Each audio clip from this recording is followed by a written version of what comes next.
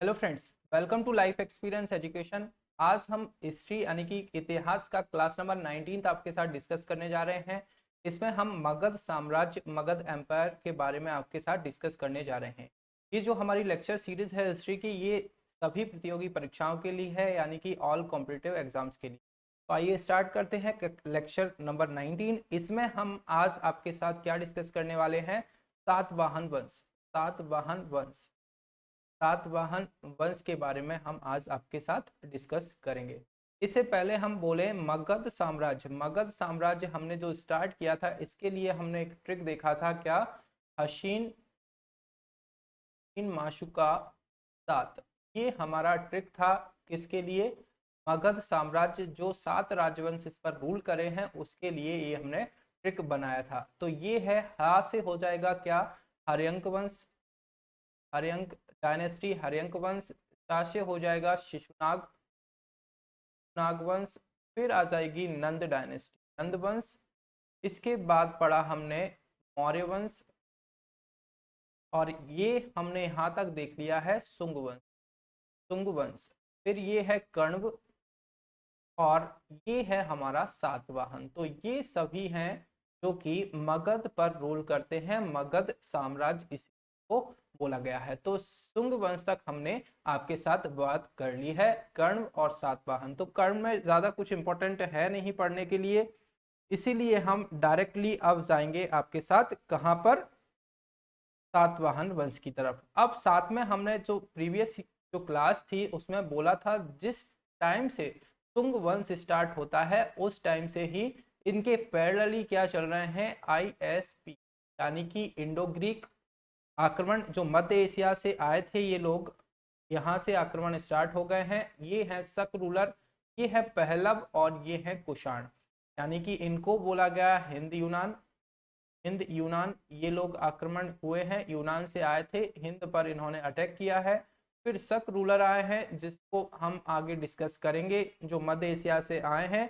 यूची कबीला वाले इनको यहाँ पर भगाए हैं मध्य एशिया से। फिर है पहलव, पहलव और पल्लव दोनों अलग हैं। और उसके बाद है कुषाण, जिसमें कि कनिष्क वगैरह आपके साथ आएंगे। फिर इनके जो सामंत हैं वो हो जाएंगे गुप्त वंश, और गुप्त वंश के बाद हम पढ़ेंगे आपके साथ क्या? पुष्यभूति वंश, जिसको वर्धन वंश भी कहते हैं। और इनके बाद हम जो हर्षवर्धन का टाइम पीरियड है, उसके बाद जो इंडिया है उसमें क्या एक राजनीतिक शून्यता आएगी। उसके बाद जो दक्षिण भारत में कुछ इनके पैरेलली जो चल रहे हैं हर्षवर्धन के टाइम पर, इनके बारे में डिस्कस करेंगे। और जो कन्नौज जो रूल किया है वर्धन ने, हर्षवर्धन ने, उनके बारे में डिस्कस करते हुए त्रिपक्षीय संघर्ष को देखकर दक्षिण भारत, फिर हम ये एंशियंट इंडिया यानी कि प्राचीन भारत को आपके साथ वाइंड अप करेंगे। अभी हम आज आपके साथ डिस्कस करने वाले हैं क्या? सातवाहन वंश, सातवाहन वंश, सतवाहन वंश, सतवाहन डायनेस्टी, इसको हम आज आपके साथ डिस्कस करने जा रहे हैं। तो जो सतवाहन वंश है, इसके संस्थापक, इसकी स्थापना किसने की है? तो हमने देखा था इसकी स्थापना की है शिमुक। शिमुक, शिमुक नाम है इनका। इनकी स्थापना की है सातवाहन वंश की शिमुक ने। युग शासन इनके हाल हुए हैं, नाम है हाल। फिर अंतिम राजा आए हैं यज्ञ श्री सतकर्णी, यज्ञ श्री सतकर्णी, ये इसके अंतिम राजा रहे हैं, इसके सातवाहन वंश के। अब इनके बारे में थोड़ा सा जाने। जो सातवाहन वंश की जो भूमि है, कहाँ पर ये लोग रूल कर रहे हैं, उसके बारे में हम बात करें तो ये जो रूल कर रहे हैं ये लगभग इसमें महाराष्ट्र, यहाँ पर महाराष्ट्र, और थोड़ा सा फिर ये शिफ्ट हो जाएंगे यहाँ पर आंध्र प्रदेश की साइड में। तो ये जो रूल किया है इन्होंने, इस वंश जो सातवाहन डायनेस्टी है, सातवाहन वंश है, उन्होंने इस एरिया में रूल किया है। महाराष्ट्र फिर आगे चलकर शिफ्ट हो जाएंगे कहाँ पर? आंध्र प्रदेश की तरफ। उपजाऊ भूमि है ये, उपजाऊ भूमि है। और इनकी जो राजधानी है वो क्या है? राजधानी कभी कभार पूछ ली जाती है, तो राजधानी है प्रतिष्ठान, प्रतिष्ठान, प्रतिष्ठान इसकी राजधानी है। समस्या इनके टाइम पर क्या रही है कि जो शक शासक हैं शक शासक जो ISP के हम देखेंगे आगे चलकर, तो जो शक शासक हैं इनके टाइम पर दक्षिण भारत में भी आ चुके हैं। जो शक शासक हैं इनकी 5 शाखाएं हैं। 5 शाखाएं जो गुजरात में, कुछ लोग गुजरात में हैं, कुछ लोग MP के ग्वालियर रीजन पर हैं, कुछ मथुरा पर हैं, कुछ पाकिस्तान में हैं। ऐसे कर कर इनकी 4-5 शाखाएं हैं, जो कि कहाँ पर एक शाखा कहाँ पर है, दक्षिण भारत में भी इनकी शाखा है। तो जो 5 शाखाएं हैं किसकी, 5 शाखाएं किसकी हो गई, शक वंश की 5 शाखाएं हो गई। एक मथुरा हो गई, यहाँ पर नीचे की साइड थोड़ा नासिक यहाँ पर हो जाएगा। फिर जो हमने ग्वालियर बोला, ये मथुरा बोला, ऐसे करके 5 शाखाएं उनका हो जाएंगे। कौन कौन सी हैं देखिए, तक जो रूलर हैं इनकी 5 शाखाएं, कुछ कुछ लोग कई कई पार्ट में ये बट गए हैं। तो पहला तो हो गया कांधार। कांधार ये कहाँ पर पड़ता है, तो ये है अफगानिस्तान। जो 16 महाजनपद थे, तो हमने ऊपर से पढ़ना स्टार्ट करा था, तो पहला महाजनपद कांधार हमने पढ़ा था, जिसकी राजधानी क्या थी, हाटक, है ना। तो ये अफगानिस्तान वाले रीजन में हो गया। फिर नीचे आएंगे तक्षशिला। तक्षशिला यहाँ पर कुछ लोग बस गए थे, तो सेकंड शाखा इनकी यहाँ पर हो गई। फिर मथुरा मथुरा आ गए सूरसेन वाले एरिया में, और फिर आ गए उज्जैन, जो ग्वालियर के पास उज्जैन यहाँ पर, और एक हो गए नासिक। तो ये 5 शाखाएं इनकी जो शक शासक हैं उनकी हो गई। ठीक है, इनके टाइम पर ये लोग यहाँ पर थे, मध्य एशिया से भगा दिए गए थे। कहाँ से, यूची कबीलिया वालों ने इनको भगाया था।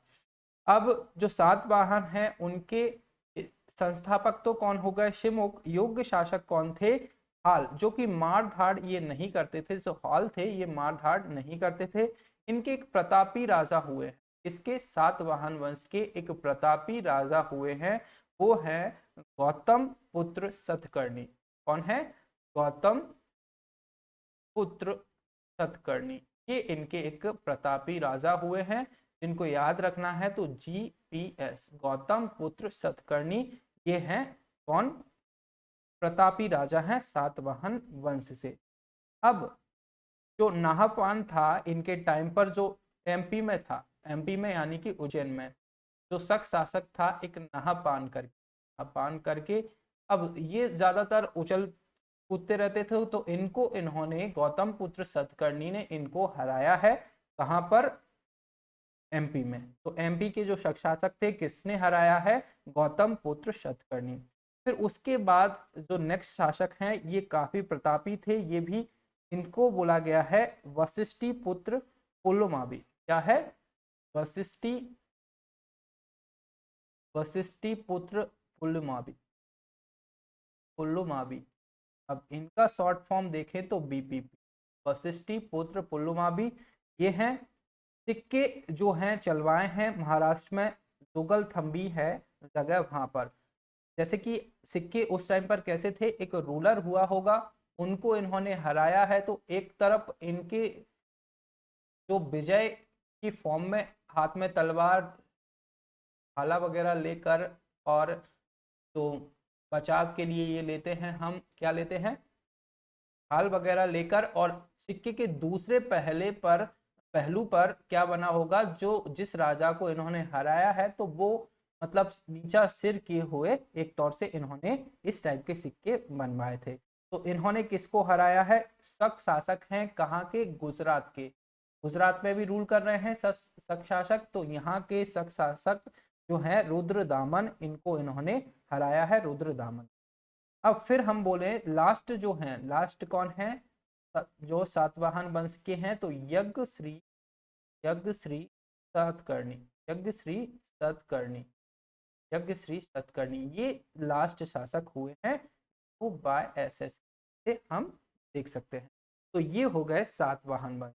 अब रुद्रदामन जो है, हमने बोला था रुद्रदामन जो है, इनका एक जूनागढ़ अभिलेख, रुद्रदामन इनका क्या था, जूनागढ़ अभिलेख। जूनागढ़ अभिलेख क्या था, आगे पहले भी हम पढ़ चुके हैं। जूनागढ़ अभिलेख जो है, इसमें मौर्य साम्राज्य जो था उनके पश्चिमी विस्तार को इन्होंने बताया था। पश्चिमी विस्तार को बताया था कि मौर्य साम्राज्य जो है पश्चिम में कहाँ तक फैला हुआ है। अब इसमें भी 3 राजाओं की चर्चा हुई है, किसमें, जूनागढ़ अभिलेख में 3 राजाओं की चर्चा हुई है। कौन कौन से वो 3 राजा हैं वो भी हम देखेंगे। अब देखिए 3 राजाओं की चर्चा हुई है। अब जो रुद्रदामन है इन्होंने किसको हराया है, अभी देखा है हमने, जो वशिष्ठी पुत्र पुलुमावी हैं बीपीपी, इनको हराया है किसने, रुद्रदामन ने। वशिष्ठी पुत्र पुलुमावी इनको हराया है रुद्रदामन ने। तो ये भी इसमें चर्चा है। साथ ही में इनके हारने के बाद इनसे संधि कर ली गई थी, जैसे कि चंद्रगुप्त मौर्य से संधि करी थी किसने, सेल्यूकस निकेटर ने। उन्होंने अपनी बहन उनको दे दी थी। ऐसे ही यहाँ पर भी एक वैवाहिक संबंध बन गया था। अब जो सातवाहन वंश आगे देखें इनके बारे में, जो सातवाहन वंश है ये किस नदी के किनारे हैं, तो ये गोदावरी और साथ में ये शिफ्ट हो जाएंगे बाद में तो कृष्णा, ये नदी है इनके पास। तो इस चक्कर में जो जो दक्षिण की तरफ है और उत्तर भारत में क्या आ रहा था साथ में, देखिए ISP के, तो कनिष्क जो कुषाण है इनके बाद कौन आएंगे, गुप्त वंश। तो उत्तर भारत में जैसे जैसे ये लोग शिफ्ट हो जाएंगे दक्षिण की तरफ, ये लोग शिफ्ट हो रहे हैं कहाँ पर, दक्षिण की तरफ। इन्होंने अपनी राजधानी यहाँ पर बना ली है, प्रतिष्ठान है। तो ये लोग शिफ्ट हो रहे हैं ना, मगध वाले ये लोग हैं, मगध के हैं, तो मगध इनकी पहले राजधानी थी। अब ये धीरे धीरे शिफ्ट हुए हैं और कहाँ पर पहुंच गए हैं, महाराष्ट्र और आंध्र प्रदेश साइड। तो ये वाला जो रीजन है उत्तर भारत का ये खाली होने लगा है। तो ये खाली पड़ जाएगा तो कोई ना कोई इसका फायदा उठाएगा, तो आगे चलकर गुप्त वंश जो आएगा वो उत्तर भारत पर रूल करेगा। तो गुप्त जो इनके सामंत होंगे कुषाण के, वो आगे जाकर यहाँ पर रूल करेंगे। तो उत्तर भारत में गुप्त वंश आ गया है। अब देखिए गुप्ता जो वंश है, ब्राह्मणों को भूमि दान इन्होंने दिया था, ब्राह्मणों को भूमि दान दिया था। प्रारंभ किया था किसने, सातवाहन वंश। देखिए जो भूदान है, ब्राह्मणों को भूदान देना स्टार्ट किया था किसने, सातवाहन वंश ने। तो यहाँ पर हम बोले चालू हुआ था किसके टाइम पर, सातवाहन वंश के टाइम पर। और अधिकता कहाँ पर हो गई थी, यानी कि ऊंचाइयों तक पहुंचा था, ज्यादातर किसके टाइम पर दिया जाता था, तो ये गुप्त वंश के टाइम पर ऊंचाइयों तक पहुंच गया था भूदान। उसके बाद सामंती व्यवस्था, सामंती व्यवस्था जो है चालू किसने करवाई थी, तो ये करवाई थी किसने, सातवाहन ने। और ज्यादा कब हो गई थी, तो ये हो गई थी के टाइम पर, गुप्त वंश के टाइम पर।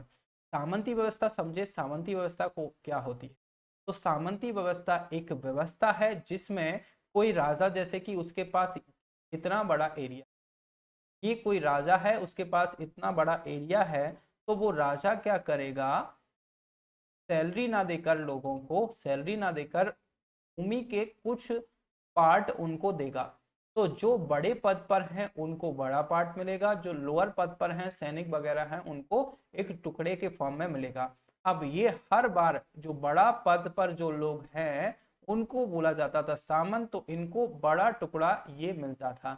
अब जैसे जैसे इनको बड़ा पार्ट मिलते जाएगा तो राजा का जमीन जो है वो कम होते जाएगा, और जो सामंत हैं जो बड़े पद पर हैं उनका एरिया अपने आप इंक्रीज हो जाएगा, है ना, जमीन उनकी बढ़ती जाएगी, क्योंकि उनको जमीन दान में लगातार मिलते जा रही है। और कहाँ से मिल रही है, राजा के पास से मिल रही है, तो राजा की जमीन कम होते जाएगी और आगे चलकर एरिया किसके पास ज्यादा हो जाएगा, एरिया जो बढ़ जाएगा, इंक्रीज हो जाएगा, वो किसके पास, राजा से ज्यादा हो जाएगा, तो सामंत के पास हो जाएगा। और आगे चलकर ये शिफ्ट कर देंगे राजा को, उस वंश को खत्म कर देंगे और रूल अपना चलाना स्टार्ट करेंगे। तो ऐसा ही कुछ हुआ था गुप्त वंश में।